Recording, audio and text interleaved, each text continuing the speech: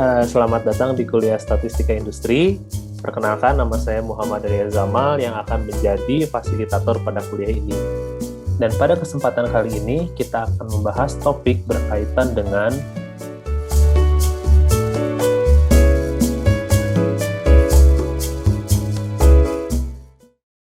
kita akan masuk ke uji pengamatan berpasangan. Jadi kalau uji pengamatan berpasangan tuh konsepnya bahwa kalian tadi intinya tuh kalian melakukan dua perlakuan gitu ya. Dua perlakuan pada satu sistem yang sama gitu. Nah ini aja, sisanya sih sebetulnya tidak jauh beda dengan apa yang kita pelajari gitu sebelumnya. Jadi kalian memiliki dua populasi, populasinya itu tuh satu sistem yang sama, yang kalian berikan dua perlakuan, yang ingin kalian ketahui adalah selisih gitu. Misalkan ya tadi kalau tubuh manusia kalian masukkan zat tertentu, lihat outputnya kayak gimana, atau misalnya tadi kalian juga mau melihat sistem penjualan kalian di Tokopedia gitu, itu sama juga kalian bisa, misalkan Tokopedia kan satu sistem yang sama gitu ya, kalian jualan katakanlah makanan ringan gitu ya, snack gitu. Nah kalian belikan dua perlakuan, kan di Tokopedia bisa meningkatkan penjualan atau kalian mau ada ads gitu ya. Nah jenis ads-nya itu kan beda-beda kan gitu, ads-nya tuh bisa dalam bentuk kata kunci, atau misalnya dalam bentuk marketing yang lain gitu, kata kunci, atau misalnya kalian mau free ongkir lah katakan. Ya udah kan karena di sini satu sistem gitu, sistemnya itu sistem penjualan snacknya kalian. Nah kalian masukin ads-nya tuh untuk kata kunci gitu. Nah nanti kalian cari dalam waktu yang random, misalnya selama 30 hari. Nah ini berapa penjualannya, X-bar-nya berapa. Nah kalau misalnya kalian eh, marketingnya tuh via free ongkir gitu, ini X-bar-nya berapa. Nah, nanti kalian juga bisa lihat, ini selisihnya tuh apakah sama atau beda. Nah, ini kalian nyari nilai mu-d-nya, selisih X1 dan bukan X-bar, mungkin Y-bar lah ya, Y-bar satunya berapa gitu. Apakah sama atau beda. Nah, kalau misalnya si nilainya tuh sama ya silahkan gitu. Nah, berarti kan di sini kalian melihat satu sistem dengan dua perlakuan. Sebetulnya di sini kalian bisa menggunakan pendekatan pada yang ini pada uji rataan dengan dua rataan berbeda populasinya juga kalian asumsikan berbeda, atau kalian mau menggunakan ini pun sebetulnya tidak ada masalah. Sekali lagi ini tools, asalkan kalian mengerti penggunaannya gitu. Kurang lebih seperti itu. Jadi kalau misalnya nanti kalian melihat suatu soal, nah itu bisa dikerjakannya tuh tentunya, atau misalkan kasus kayak gini itu sebenarnya bisa dikerjakan beberapa cara gitu. Salah satunya dengan selisih ini. Hanya saja ini harus dipastikan kalian ada dalam satu lingkup atau sistem yang sama gitu. Tidak bisa nanti kalau misalnya kalian tadi kalau di sini Tokopedia dan Shopee tentunya akan salah kalau misalnya kalian membandingkan ini tuh populasinya tuh sama gitu. Berarti kalau di sini tuh independen. Nah, maksudnya tuh di sini tuh tidak independen, berarti kalau misalnya kalian mau mencari berapa keuntungan setelah kalian memberikan kata kunci dan free ongkir, nah berarti di sini desain dari eksperimennya gitu ya, desainnya. Nah, berarti di sini harus ada dalam satu hari yang sama. Berarti di sini misalnya jam 7 sampai jam 10 pakai kata kunci, jam 10 sampai jam 13 pakainya free ongkir. Nah, itu kan masih dalam satu hari yang sama. Nah, inilah yang harus kalian pastikan bahwa dalam satu kali proses pengujian kata kunci dan free ongkir itu tuh dalam satu satu lingkup yang sama. Nah, lingkup yang sama di sini tuh desainnya itu adalah hari. Kalau misalnya kemarin kita atau pada minggu yang lalu kita belajar tentang perbedaan orang yang vegan dan non vegan gitu ya. Nah, berarti kan ini yang percobaan pertama ini dilakukan pada orang yang sama kan. Yang pertama diberikan vegan sama non vegan gitu. Nah, orang yang kedua berarti di sini eh, orang yang kedua tapi dia diberikan dua perlakuan. Nah, berarti di sini juga di dalam satu hari ada dua perlakuan gitu. Jadi kalian harus lihat dulu konteks soalnya seperti apa atau konteks masalahnya sehingga kalian bisa menyimpulkan menggunakan pendekatan untuk uji selisih. Oke. Jadi pendekatannya kurang lebih seperti itu. Jadi untuk uji selisih, si variabel random atau si istilahnya tuh sistem yang kalian berikan perlakuannya itu adalah sistem yang sama yang dikenakan 2 perlakuan, kurang lebih seperti itu. Oke, ini berdistribusinya tuh normal untuk nilai selisihnya atau nilai mu d-nya. Nah, status quo-nya sama, kalian ingin melihat apakah mu d atau selisihnya tuh sebesar D0. Kalau misalnya D0-nya tuh ya bisa 0, kalau misalnya kalian melihat tidak ada perbedaan, atau diduganya tuh kurang dari sama dengan atau lebih dari kurang dari sama aja. Nah, di sini sama perlakuannya, kalian melihat dari 2 sampel, tapi 2 sampel tersebut kalian yang dicari itu adalah selisihnya. Nah, di sini untuk sampel selisihnya rataannya tuh D-bar, jadi yang kalian lihat nanti statistiknya tuh statistik D-bar dan standar deviasi untuk selisih sampel gitu. Jadi yang di sini harus kalian lihat selisihnya. Kemudian ini secara teoritis, nah secara teoritis kan sebetulnya karena di sini kalian ada 2 populasi, dan kalian melihat atau kalian melakukan proses matematis lebih lanjut dari 2 populasi tersebut, kan ada kemungkinan sebetulnya populasi 1 dan populasi 2 itu saling berpengaruh gitu untuk dari sisi nilainya gitu. Nah, maka di sini ada secara teoritis ada covariance, tapi sebetulnya ya bisa kalian dekati dengan si standar deviasi kuadrat.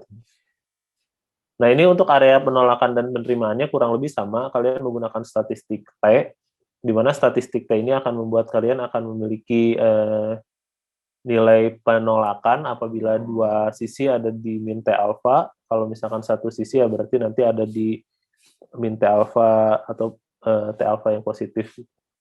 Nah, ini untuk tes statistiknya tadi kita menggunakan statistik T, yang mana statistik T ini didapatkan dari D-bar dikurangi D0 per standar deviasi dibagi dengan akar N. Nah, terus ini degree of freedom-nya itu adalah N-1, jadi jumlah observasi dikurangi dengan 1. Oke, silakan di sini bisa kalian lihat untuk contoh soalnya. Nah, kita baca dulu bahwa di sini dalam suatu studi pada hewan liar gitu ya. Nah, di sini mereka melihat blood sampel kan. Nah, di sini ada perlakuannya tuh dia dilakukan pada satu sistem tubuh si rusa gitu. Nah, di sini dia perlakuannya tuh ada 2, diinjeksi dan juga di sini nih. Nah, intramuscular injection, diinjeksi dengan suatu zat gitu. Succinylcholine namanya. Nah, kemudian diuji selanjutnya ada second blood sampel-nya 30 menit setelah sampel yang pertama gitu. Nah, di sini si dir-nya tuh dia atau si rusanya adalah rusa yang sama. Nah, kalau kalian melihat kasus seperti ini, kalian harus udah langsung ngeh bahwa di sini si rusanya tuh dikenakan 2 perlakuan. Perlakuan pertamanya adalah diinjeksi, oke.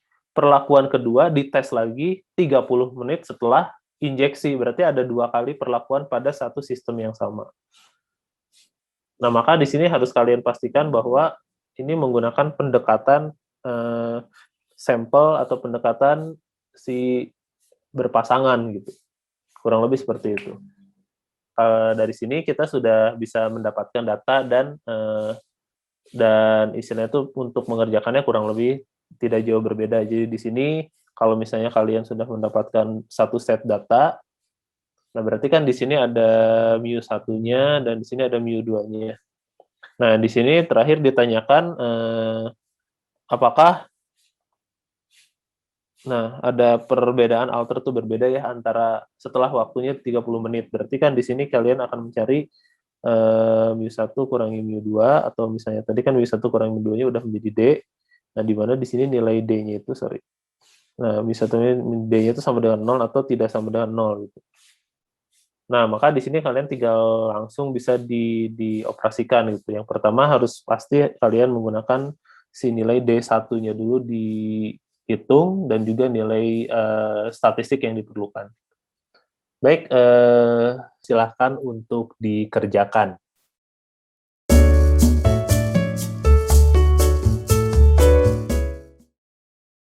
Jadi ini ya untuk ujinya. Nah, ini oke. Oh, sekarang satu lagi Aulia, kalau misalnya kamu mau pakai ini p-value, pendekatan p-value, berarti kamu harus mencari nilai p-value dari 2,06 ya. Iya. Nilainya berapa p-value-nya? Nah, lihat di sini yang lainnya juga. Kalau misalnya tadi kan kasus kita tuh adalah two-tail ya. Iren jangan dulu masih di TEDIS dulu kan. Dihapus dulu kurungnya. Nah, di sini ada dua pilihan, ada two-tail sama retail. Nah, karena tadi kita menggunakan two-tail, jadi kalian harus tulisnya itu titik 2T. Ya, pakai two-tail. Nah, terus kemudian dia masuk dalam kurung. Nah, tadi nilai X-nya itu adalah X-nya 2,06. Nah, degree of freedom-nya itu di tadi itu 14 ya, 14. Ya, 14.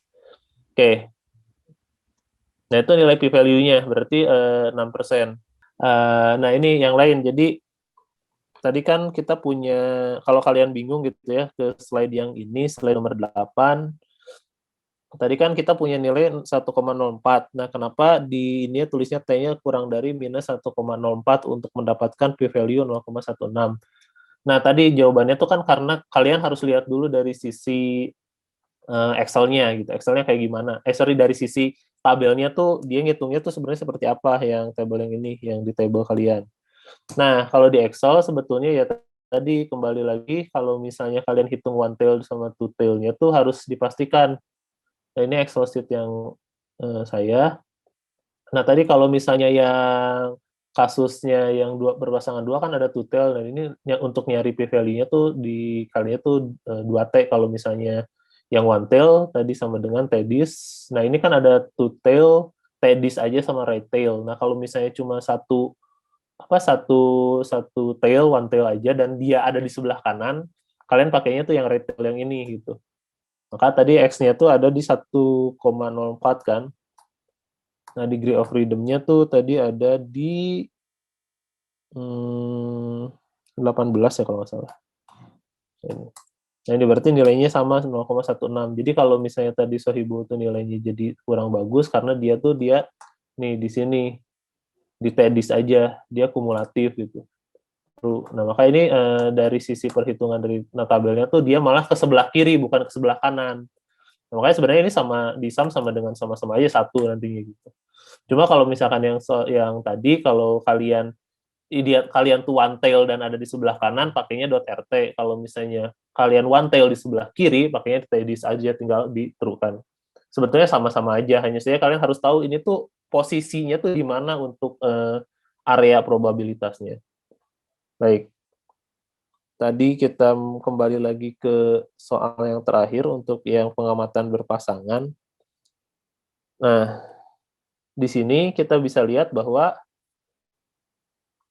hasil tadi yang dihitung oleh Iren untuk masalah p-value dan yang 0,06 dan nilai T yang dihitung oleh Aulia. Nah, di sini lihat nilai p-value-nya 0,06. Berarti probabilitas kalian mendapatkan nilai tersebut adalah cuma 6%. Nah, sedangkan alfanya atau kesalahan tipe satunya kalian menargetkan 5%. Nah, berarti kan lihat di sini 6% tuh dekat ke kesalahan kalian kan gitu. Jadi kalau misalnya kalian, nah ini interpretasi p-value kan. Nah, di sini misalnya kalian punya nilai T alpha per 2, ini T alpha per 2 ya, 2,5% di sini, terus di sini 2,5%. Nah, kalau misalnya kita melihat dari sisi nilai T, 2,145 dan 2,06, ini mungkin nilainya cukup jauh, tapi ketika kita melihat dari p-value, nilainya 6% dekat dengan kesalahan ini 5%. Maka di sini betul kalian jangan tolak H0 karena kurang signifikan.